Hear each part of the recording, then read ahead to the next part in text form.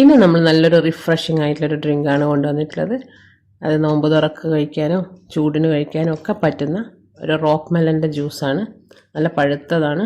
അപ്പോൾ അത് 2 പകുതിയാക്കിയിട്ട് അതിൻ്റെ കുരുവൊക്കെ ഒന്ന് കളഞ്ഞു കൊടുക്കുക. എന്നിട്ട് 3-4 പീസാക്കി എടുക്കുക. എന്നിട്ട് അതിനെ ചെറിയ പീസാക്കിയിട്ട് കട്ട് ചെയ്തെടുക്കുക. അപ്പോൾ ഞാനിപ്പോൾ ഇവിടെ ചെയ്യുന്നത് 2 പകുതിയാക്കി അതിനെ, എന്നിട്ട് പിന്നെയും കഷ്ണങ്ങളാക്കിയിട്ട് ചെറിയ ചെറിയ പീസാക്കിയിട്ട് നമുക്ക് മിക്സിയിലിടാൻ പാകത്തിന് നമ്മളത് മുറിച്ചെടുക്കുക. നല്ലോണം പഴുത്തത് കാരണം തൊലിയെല്ലാം വേഗം തന്നെ പറഞ്ഞു വരുന്നുണ്ട്. അപ്പോൾ നമ്മൾ കഷ്ണാക്കിയിട്ടുള്ള റോക്ക് മെലൺ മിക്സീൻ്റെ ജാറിലേക്ക് ഇട്ട് കൊടുക്കുക. ഇനി മധുരത്തിനായിട്ട് നിങ്ങൾക്ക് പഞ്ചസാര വേണേൽ ചേർത്ത് കൊടുക്കാം. ഐസ്ക്രീം ചേർക്കുന്നവരുണ്ട്. ഞാനിവിടെ ഇപ്പോൾ കണ്ടൻസ് മിൽക്കാണ് ചേർത്തിട്ടുള്ളത്.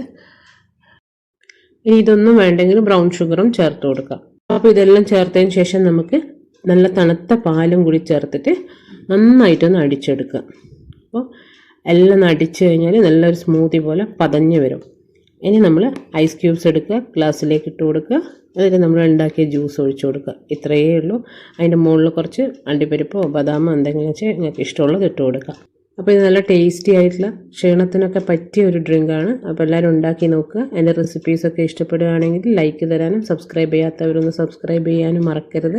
നല്ല നല്ല റെസിപ്പീസുമായിട്ട് നാളെ കാണാം.